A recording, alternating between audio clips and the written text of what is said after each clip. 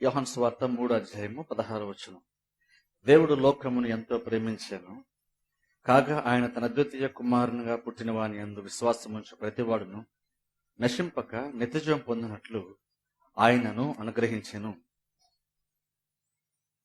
గత 3 వారం నుండి మనం దేవుని యొక్క ప్రేమను గురించి మనం చూస్తున్నాం. ఈ రోజును కూడా దేవుని యొక్క ప్రేమ గురించి మనం చూసుకోబోతున్నాం. చదవండి వాక్యంలో దేవుడు లోకం ఎంతగా ప్రేమించాడో బైబిల్ మనం చూస్తున్నాం. దేవుడు లోకాన్ని ప్రేమించాడు, అందుకనే యేసుక్రీస్తుని భూమి మీదకి పంపించాడంట. చాలా సందర్భంలో మనకున్నటువంటి ఒక ఆలోచన ఏంటంటే, పాత నిబంధనలో దేవుడు చాలా స్ట్రిక్ట్ గా ఉండేవాడు, కానీ యేసుక్రీస్తు చాలా ప్రేమగా జాలి చూపిస్తాడు అనుకుంటాం. కానీ బైబిల్ చెప్తున్న మాట ఏంటంటే, కేవలం యేసుక్రీస్తు మాత్రమే ప్రేమమని కాదు. బైబిల్ చెప్తున్న మాట ఏంటంటే, దేవుడు లోకాన్ని ఎంతో ప్రేమించాడట. దేవుడు లోకాన్ని ప్రేమించాడు కాబట్టి తన కుమారుని భూమి మీదకి పంపించాడంట.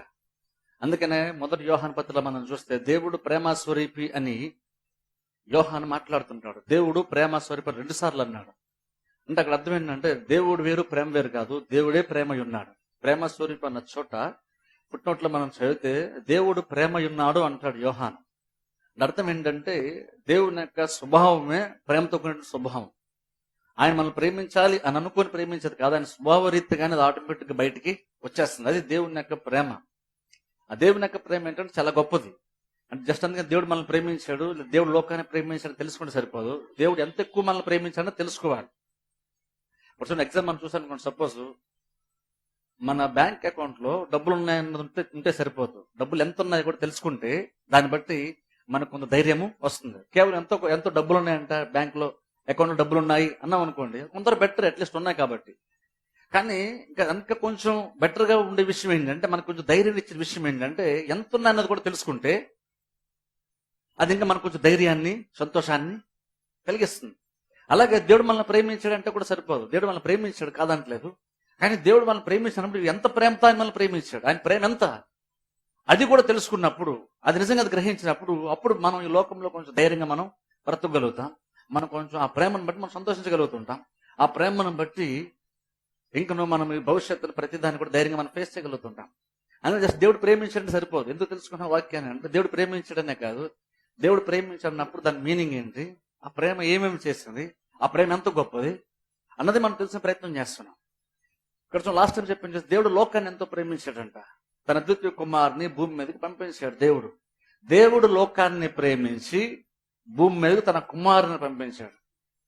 యేసుక్రీస్తు రావడానికి గల కారణం ఏంటి అంటే, యోహాను ఏం చెప్తున్నాడంటే, దేవుడు లోకాన్ని ప్రేమించాడు కాబట్టి కుమారుని భూమి మీదకి పంపించాడంట. అంటే అర్థం ఏంటంటే, యేసుక్రీస్తు రావడానికి వెనకాల దేవుని యొక్క ప్రేమ కారణం. ఇప్పుడు ఇంతకీ ఎలాంటి లోకాన్ని దేవుడు ప్రేమించాడంటే, దేవుడిని ఎవరు అంగీకరించలేనటువంటి సొంత మార్గాల్లో వెళ్ళిపోయేటువంటి ఆ లోకాన్ని దేవుడు ప్రేమించాడంట. లోకం నుండి ఇది యాశించి దేవుడు ప్రేమించలేదు. లోకాన్ని దేవుడు ఇష్టపడ్డాడు కాబట్టి, దేవుడు ప్రేమిస్తున్నాడు కాబట్టి వాళ్ళందరూ రక్షణ పొందాలనేటువంటి ఒక ఉద్దేశంతో యేసుక్రీస్తుని భూమి మీదకి దేవుడు పంపించాడంట. దేవుడు లోకాన్ని ప్రేమించాడు, భూమి మీద పంపించాడు. ఎందుకంటే రక్షించడానికి, ఆయన విశ్వాసం ఉంచేటువంటి వారు నశించిపోకుండా నిత్యజీవం పొందుకోవాలని యేసుక్రీస్తుని భూమి మీదకి దేవుడు పంపించాడంట. లోకమును దేవుడు ప్రేమించడానికి లోకంలో ఎటువంటి మంచి యాక్చువల్గా లేదు.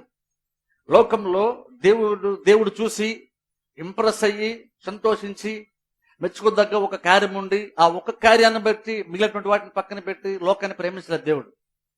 లోకాన్ని ప్రేమించడానికి, లోకమును చూసి దేవుడు సంతోషించడానికి ఒక్క కార్యం కూడా లోకంలో లేదు.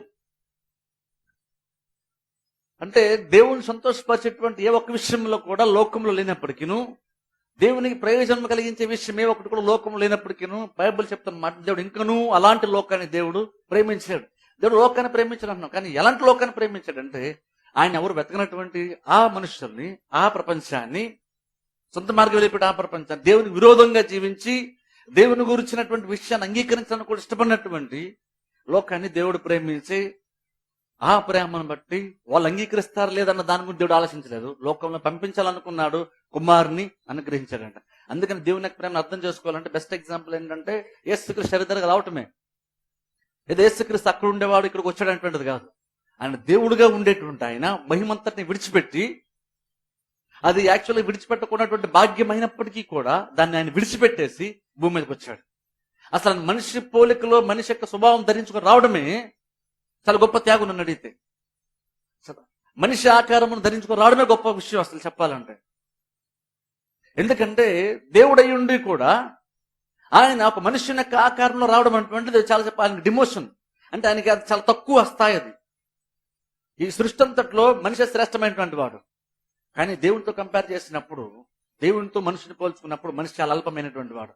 ఆయనను దేవుడు నేనేంటి, నా మహిమ ఏంటి, నా గొప్పతనం ఏంటి అని దేవుడు అనుకోలేదు. అనుకోకుండా మనుషుని స్వభావం ధరించుకొని ఆయన భూమి మీదకి వచ్చాడు. రావటం వరకేనా అంటే వచ్చి అన్ని విషయాల్లో కూడా మనలాగానే ఉన్నాడు.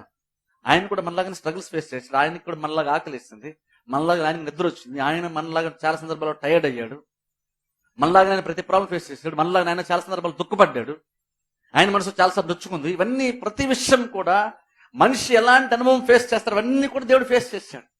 ఇప్పుడు మనిషిలాగా భూమి మీద రావటం వేరు, మనిషి ఎదుర్కొనేటువంటి ప్రతి ఒక్క అనుభవం కూడా ఆయన పొందడం వేరు.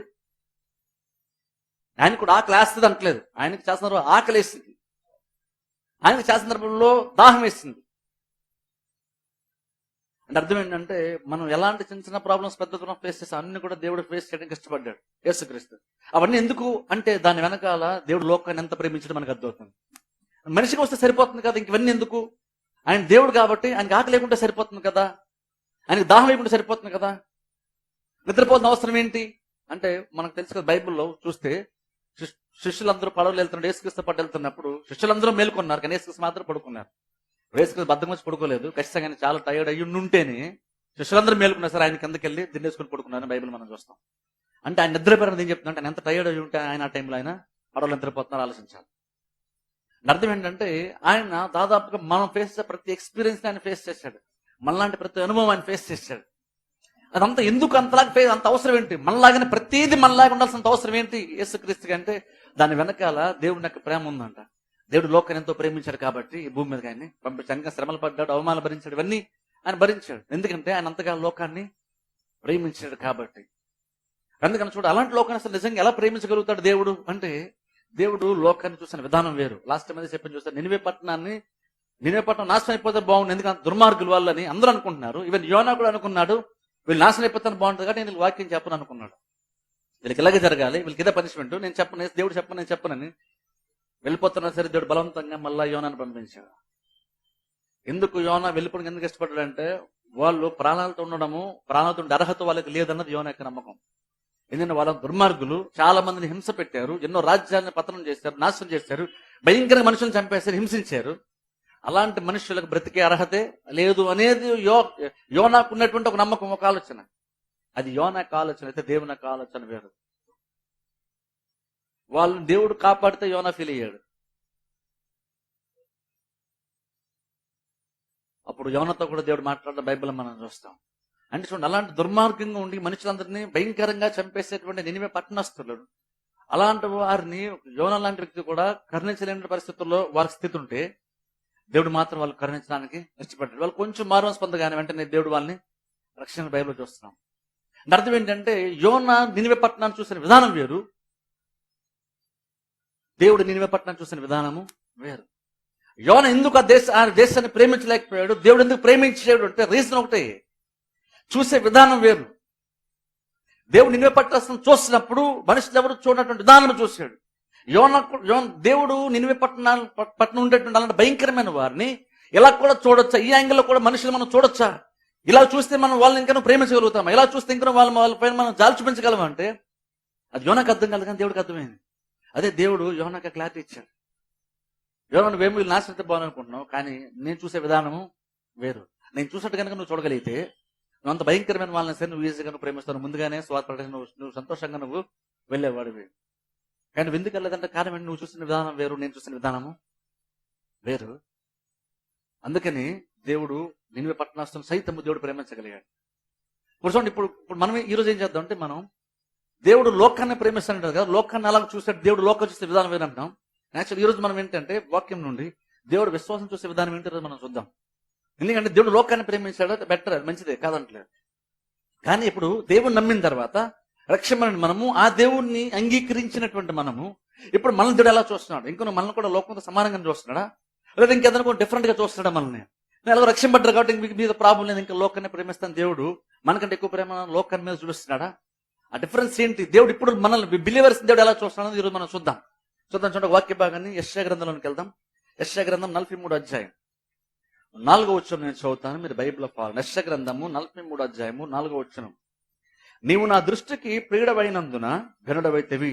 ఇక్కడ దేవుడు చూడండి ఇజ్రాయెల్ ప్రజల గురించి మాట్లాడుతున్నాడు. ఇజ్రాయెల్ ప్రజలతో దేవుడు మాట్లాడుతున్నాడు. నీవు నా దృష్టికి ప్రియుడవైనందున ఘనుడవైతివి. నీవు నా దృష్టికి ప్రియుడవైనందున ఘనుడవైతివి. నువ్వు ఘనుడవు కాబట్టి నేను ఇష్టపడతాను దేవుడు చెప్పట్లేదు. జాగ్రత్త గమనించి, రెండింటి చాలా డిఫరెన్స్ ఉంది. ఆ వర్డ్ ఫస్ట్ ఒక వర్డ్ వచ్చింది, సెకండ్ ఇంకో వర్డ్ వచ్చింది. ఫస్ట్ ఏమో ప్రియుడవైనందున ఘనుడవైతివి అన్న. నువ్వు ఘనుడవు కాబట్టి ప్రియుడు అంటలేదు దేవుడు. అంటే అర్థం ఏంటంటే నువ్వు గొప్పడు కాబట్టి నేను ఇష్టపడతాను, నేను ప్రేమిస్తాను చెప్పట్లేదు దేవుడు.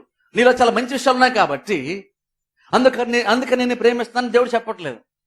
యాక్చువల్గా మనం బేసిక్గా ఎలా ఉంటాం? గొప్ప వాళ్ళని బాగా గౌరవిస్తాం, తక్కువ వాళ్ళని మనం అంతగా పట్టించుకోం. మనకు అనుకో ఉండే వాళ్ళని బాగానే చూస్తాం, మనకు వ్యతిరేక ఉండే వాళ్ళని మనం సరిగ్గా చూడం. కానీ దేవుడు ఇక్కడ ఏమంటున్నాడంటే నీవు నాకు ప్రియుడవయ్యావు కాబట్టి నువ్వు గనుడవే ఉన్నావు. అంటే నువ్వు ఇంత వాల్యుబుల్ ఎందుకు అయ్యావు నాకు అంటే నేను నిన్నంతగా ప్రేమిస్తున్నాను కాబట్టి నువ్వు నాకు అంత వాల్యుబుల్గా మారేమంటున్నాడు దేవుడు. నువ్వు చాలా వాల్యుబుల్ కాబట్టి నేను పోవడం నాకు ఇష్టం అంటలేదు దేవుడు. అయితే చూడండి, దేవుడి కంటే విలువైనది ఏది లేదు, దేవుడి కంటే గొప్పది ఏది యాక్చువల్గా ఈ లోకంలో లేదు. కానీ ఇప్పుడు ఈ వాక్యాన్ని బట్టి ఒకసారి ఆలోచన, దేవుడు బిలీవర్స్ ఎలా చూస్తున్నాడు, ఇక్కడ ఇజ్రాయెల్ ప్రజలను దేవుడు ఎలా చూస్తున్నాడు. నీవు నాకు కనుక ఇజ్రాయెల్ ప్రజల గురించి దేవుడు మాట్లాడుతూ నువ్వు నాకు ప్రియుడవయ్యావు కాబట్టి నువ్వు గనుడవైతివి అని నేను నిన్ను ప్రేమిస్తున్నాను కాబట్టి నేను గొప్ప జనమని నేను చూస్తున్నాను. ఇలా చూడండి, ఓల్డ్ టెస్ట్మెంట్ లో కొన్ని వాక్యాలు మనం చూస్తే మీరు కూడా అందరిలాంటి జనమే, మీలో ఎటువంటి ప్రత్యేకత లేదని దేవుడే స్వయంగా చెప్పాడు.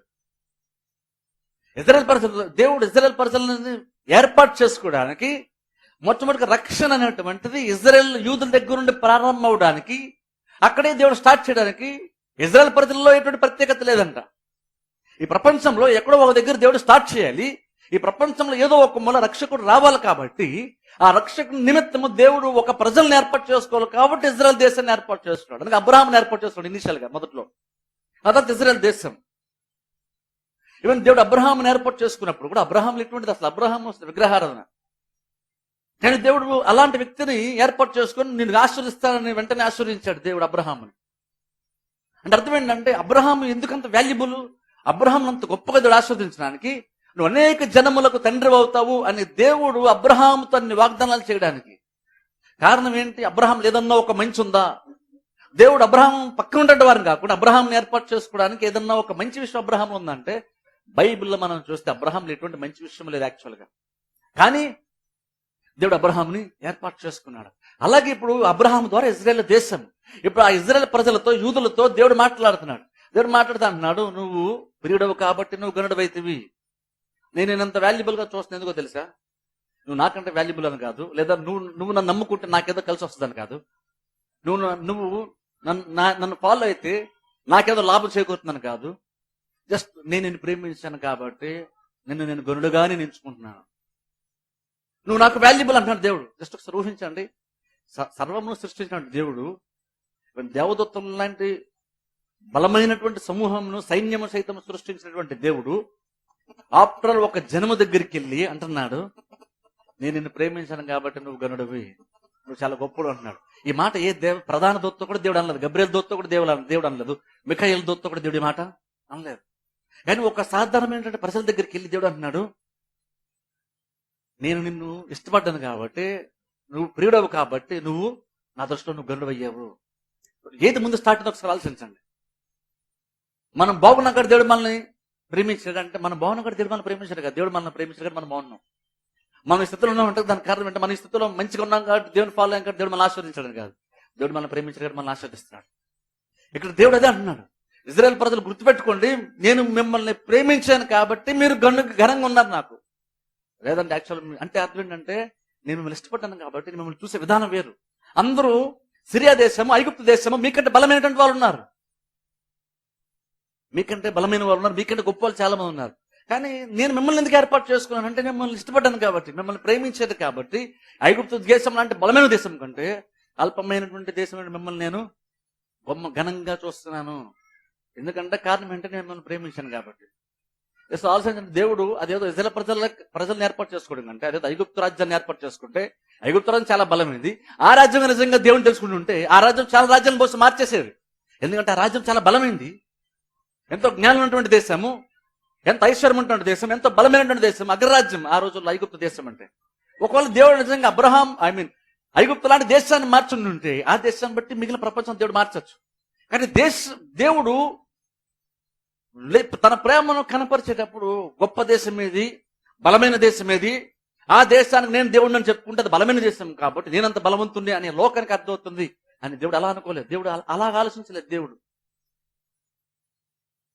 నన్ను పెద్ద పెద్ద దేశాలు నమ్ముకున్నాయి, నన్ను గొప్ప గొప్పలు నమ్ముకున్నారు, పెద్ద పెద్ద వాళ్ళు నమ్ముకున్నారు, అగ్రవర్ణాలను నమ్ముకున్నారని దేవుడు అలా వాళ్ళని చూసి గొప్పగా పోవట్లేదు.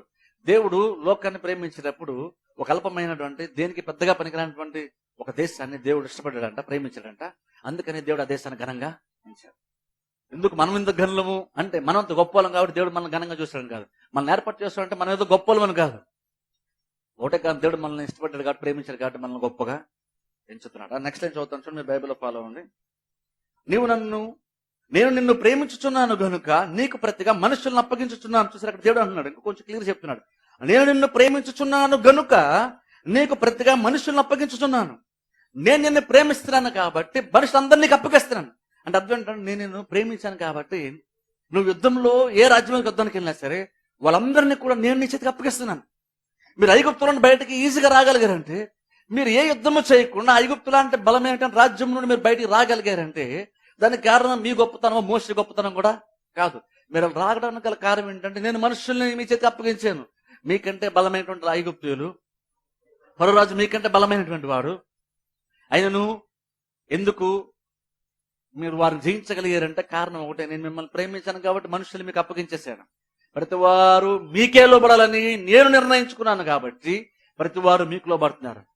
మీరు ప్రతి వారి పైన మీరుండాలని, పై చేయిగా మీరుండాలని నేను అనుకున్నాను కాబట్టి మీరు ప్రతి రాజ్యం మీద పై చేయి సాధిస్తున్నారు. మీరు ఎందుకు అంతదిగా అంటే నేను మిమ్మల్ని ప్రేమిస్తున్నాను కాబట్టి ప్రతి వారిని మీకు అప్పగించేస్తాను. నేను రకంగా చెప్పండి, లోకమంతటిని నేను మీ కథ తీసుకొచ్చేస్తాను అంటాడు దేవుడు. ఎందుకు అంతలాగా మిగిలినటువంటి దేశాలను తీసుకొచ్చి ఈ దేశం కాలు తెరిది పడేస్తున్నాడు దేవుడు. ఎందుకని బలమైన రాజ్యం సైతము ఇజ్రాయెల్ దేశాన్ని చూసి భయపడుతున్నాయి అంటే కారణం ఒకటే, దేవుడు ఇజ్రాయెల్ దేశాన్ని అంతగా ప్రేమించాడు కాబట్టి మనుష్యులను నేను మీకు అప్పగిస్తున్నాను అన్నాడు.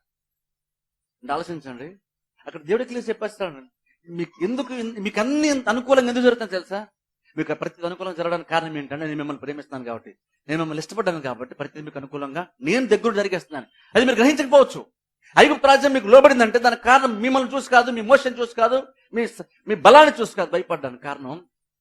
వాళ్ళు భయపడేట నేను చేశాను కాబట్టి, వాళ్ళ హృదయాన్ని నేను కృంగదీశాను కాబట్టి వాళ్ళు మీకు భయపడుతున్నారు, మీకు లోబడుతున్నారు. నేను వారి మనసులో జాలి కలిగించాను కాబట్టి మీరు అడగగానే వాళ్ళంతా కూడా ధనాన్ని వెండి అంతా కూడా వారు మీకు ఇచ్చేశారు. మీరు అడిగారని మిమ్మల్ని భయపడు కాదు, నేను మీరంటే భయాన్ని కలిగించాను, మీ మీద నేను జాలిని వారి మనసులో పుట్టించాను కాబట్టి వాళ్ళ సమస్తాన్ని కూడా తీసుకొచ్చి మీ కాళ్ళారా పడేశారు. ఇదంతా ఎందుకో దేవుడు చెప్తున్నాడు. ఇదంతా ఎందుకు చేస్తున్నానో తెలుసా? మీకు అర్హత ఉందని కాదు, మీరు ఏదో గొప్పలని కాదు. ఎందుకు చేస్తున్నానంటే కారణం ఏంటంటే నేను మిమ్మల్ని ప్రేమించిన కదా అలా చేస్తున్నాను. అంటే ఒకసారి ఆలోచించండి, దేవుడు ఘనంగా ఎంచడానికి కానీ మనుషుల్ని ప్రజలకు ఇజ్రాయెల్ దేశానికి అప్పగించడానికి గల కారణం ఏంటంటే బైబిల్లో దేవుడు చెప్తున్న మాట, నేను మిమ్మల్ని ఇష్టపడ్డాను, నేను మిమ్మల్ని ప్రేమించాను, అందుకని ఇదంతా కూడా నేను మీకు ఇలాగున్నా చేస్తాను. ఇవన్నీ దేవుడు ఎందుకు ఇంతలా చేస్తాను? ఒక్క రాజ్యం కోసం దేవుడు ఎందుకు మిగిలిన రాజ్యాన్ని తీసుకొచ్చి దాని కింద పడేస్తున్నాడు అంటే కారణం ఒకటే, ఆ ప్రజలను దేవుడు ప్రేమించాడు కాబట్టి ఘనంగా ఇచ్చాడు కాబట్టి ప్రతి మనిషిని తీసుకొచ్చి వాళ్ళకి అప్పగిస్తున్నాడు. అందుకని చూడండి, ఇప్పుడు ఒకసారి ఆలోచించి ప్రతిదీ కూడా దేవుడు ఎందుకు ఇజ్రాయెల్ దేశాన్ని అలా చేశాడు అంటే కారణం ఒకటే, ఇజ్రాయెల్ దేశం గొప్పలని కాదు, దేవుడు ఇజ్రాయెల్ ప్రజలను అలా చూశాడు. ఇజ్రాయెల్ ప్రజలు ఎటువంటి మంచి యాక్షన్ లేదు యాక్చువల్ చెప్పాలంటే. అయినను ఇంకా నువ్వు దేవుడు ఇజ్రాయెల్ దేశాన్ని ప్రేమించాడు కాబట్టి అన్ని అలా చేసుకుంటూ వచ్చాడంట. అన్ని కొంచెం ఇప్పుడు ఆలోచించండి, ఇప్పుడు ఇజ్రాయెల్ దేశం ఒకటే కాదు, యాక్చువల్ మనం కూడా చాలా స్పెషల్ దేవుని దృష్టిలో. ఎందుకంటే మనం ఇప్పుడు మనం విశ్వాసం ఉంచాం కాబట్టి మనం కూడా ఇప్పుడు అబ్రహాం సంతానం అని గలతీ పత్రిక చెప్తుంది. సో దాన్ని బట్టి చూస్తే దేవుడు కేవలం ఇజ్రాయెల్ ప్రజలు మాత్రమే ప్రేమించి ఇజ్రాయెల్ ప్రజలు మాత్రమే ప్రతిదీ వాళ్ళు సపోర్ట్ చేస్తే ప్రతి వాళ్ళకి అనుకూలంగా చేయట్లేదు. అలా స్టార్ట్ చేసినటువంటి దేవుడు ఇప్పుడు ఎవరైతే యేసుక్రీస్తు విశ్వాసం ఉంచారో వారందరినీ కూడా అబ్రహాం సంతానంలోని దేవుడు జతపరిచాడు. ఇప్పుడు మనం తెలుసుకోవాల్సిన విషయం ఏంటంటే దేవుడు ఆనాడు ఇజ్రాయెల్ ప్రజలను ఎలా చూశాడో ఈ రోజున విశ్వాసం దేవుడు అలాగున్నా చూస్తున్నాడు. ఇప్పుడు కేవలం ఇజ్రాయెల్ ప్రజలను కాదు, ఇజ్రాయెల్ ప్రజలు ఇప్పటికీ స్పెషలే, అది కాదంటలేదు. ఇప్పుడు కూడా ఇజ్రాయెల్ ప్రజలు స్పెషల్ దేవునికి. కానీ ఇప్పుడు ఏంటంటే ఆ ప్రత్యేకమైనటువంటి దేశంగా దేవుడు చూసారా, ప్రేమించి ఘనంగా చూసారా, ప్రేమించి మనుషులందరినీ అప్పగించాడు చూసారా. ఆ జనములు ఇప్పుడు మనల్ని కూడా దేవుడు చేర్చాడు. ఇప్పుడు వారు స్పెషల్ కాదని అనట్లేదు, వారు ఇప్పటికీ స్పెషలే. ఇప్పుడు కూడా ఇజ్రాయెల్ ప్రజలు దేవునికి ప్రత్యేకమైన వారే కాదంటలేదు. కానీ మనం కూడా ప్రత్యేకమైన వారమే. ఎందుకు అంటే మనల్ని కూడా తీసుకొచ్చి వారితో అంటుకట్టాడు దేవుడు. ఆ గుంపులో మనల్ని కూడా చేర్చాడు కాబట్టి, ప్రత్యేకమైన గుంపులో మనల్ని కూడా ఉంచేసరికి ఇప్పుడు మనం కూడా ప్రత్యేకమైన వాళ్ళంగా మారాం. అది విశ్వాసం ద్వారా. ఇప్పుడు అందుకని ఆనాడు అబ్రహాం ఎలా చూశాడు, ఆనాడు ఇజ్రాయెల్ ప్రజలను దేవుడు ఎలా చూశాడు, ఈ రోజు మనల్ని కూడా దేవుడు అలాగునే ట్రీట్ చేస్తున్నాడు. అది చెప్పని చూస్తారు. అందుకని స్టార్ట్ లోనే దేవుడు ప్రేమించాడు సరిపోతుంది. దేవుడు ఎంత ప్రేమించాడు అన్నది మనం అర్థం చేసుకుంటేనే అప్పుడు మనకెంత వాల్యూ దేవుడు ఇస్తాం మనకి అర్థమవుతుంది. దేవుడు ప్రేమించాడు అంటే సరిపోతుంది. దేవుడు ప్రేమించాడు కాబట్టి దేవుడు మనల్ని ప్రేమిస్తాడు. దానివల్ల మన లైఫ్ లో వచ్చే మార్పు ఏంటి, దాని ఎఫెక్ట్స్ ఎలా ఉంటాయి, సైడ్ రిజల్ట్స్ ఎలా ఉంటాయి. ప్రేమించాడు కాబట్టి ఘనంగా ఇచ్చాడు, ప్రేమించాడు కాబట్టి ప్రతి తీసుకొచ్చి వాళ్ళకి అప్పగించాడు. అలా ఇప్పుడు దేవుడు మనల్ని ఇప్పుడు ప్రేమిస్తున్నాడు. మనం ప్రేమించేటప్పుడు మనం కూడా దేవుని దృష్టిలో చాలా వాల్యుబుల్. మనం అందుకని చేస్తానంటే చూస్తే మనం ప్రేయర్ చేసేటప్పుడు దుమ్ము ధూళిని పెంటని అని మనం జనరల్ చేయకూడదు. అలాగా అది బైబిల్కి అనుకూలం కాదు. అది చాలా మంది అనుకుంటుంటే తగ్గించుకోవడం, దుమ్మును ధూళిని పెంటని ప్రభావ నేను దుర్మార్గుని దీని దరిద్రుని అంటే తగ్గించుకుంటాం దేవుని దగ్గర, దేవుడు మనం హెచ్చిస్తాడు అనుకుంటున్నాం. గమనించండి, మనం చాలా సందర్భంలో అలా అనుకుంటూ ఉంటాం మన గురించి, చాలా సందర్భం మనం అలా ప్రార్థన చేస్తాం. కానీ ఒక్కసారి కూడా దేవుడు ఎప్పుడు కూడా ఇజ్రాయెల్ ప్రజలు చూసి అలాగని లేదు. అబ్రహాం అనుకున్నాడు ప్రభావ దుమ్ముని ధూళిని అని అబ్రహాం అనుకున్నాడు. కానీ దేవుడు ఒక్క వ్యక్తిని కూడా దేవుడు ఎప్పుడు అలా మాట్లాడలేదు. ఇప్పుడు దేవుడు అలా అనుంటే అప్పుడు ప్రభు నువ్వు చెప్పావు కదా ఓకే అని మనం కూడా అలా అనుకోవచ్చు. దేవుడు మనకి ఏ పేరు పెట్టాడు, ఓకే ప్రభు నువ్వు పేరు పెట్టావు కదా ఆ పేరు లేదు, సరే నువ్వు దుమ్ము అన్నాక నేను దుమ్ముని, నువ్వు ధూళి అన్నాక నేను ధూళిని, నువ్వు పెంట అన్నాక నేను పెంటని అనుకోవచ్చు.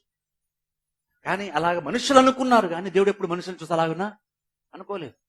అయితే మనకేంటంటే మనకు తెలియదు కాబట్టి మనం కూడా అలా అనుకుంటే తగ్గించుకుంటాం అనుకుంటాం. అదే తగ్గించుకోవడం అనుకుంటాం, కానీ తగ్గింపు కానే కాదు యాక్చువల్గా.